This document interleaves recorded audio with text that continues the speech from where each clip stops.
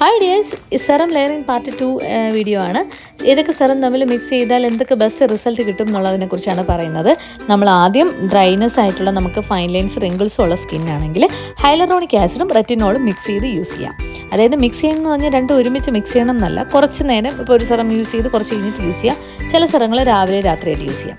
അപ്പോൾ ആദ്യം hyaluronic acid ആണെങ്കിൽ നമ്മുടെ സ്കിന്നിന് ഹൈഡ്രേഷൻ കൊടുക്കും, അതായത് ഡ്രൈ സ്കിൻ ആണെങ്കിൽ ഹൈഡ്രേഷൻ കൊടുക്കും. ഫൈൻ ലൈൻസ് റിങ്കിൾസും ഉണ്ടെങ്കിൽ നിങ്ങൾക്ക് റെറ്റിനോളും അതിൻ്റെ കൂടെ യൂസ് ചെയ്യുന്നതിനോട് പ്രശ്നമില്ല. അടുത്തതായി നയസിനമൈഡ് റെറ്റിനോളും ആണ്. റെറ്റിനോൾ നമ്മുടെ സ്കിന്നിന് സെൽസിനെ ടേൺ ഓവർ ചെയ്യുമെങ്കിൽ നയസിനമൈഡ് നമ്മുടെ സ്കിന്നിന് കൊലാജിൻ അല്ലെങ്കിൽ മോയ്സ്ചർ ബിൽഡപ്പ് ചെയ്യും. അപ്പോൾ ഇത് രണ്ട് മിക്സ് ചെയ്യുന്നതിനോട് ഒരു പ്രശ്നമില്ല.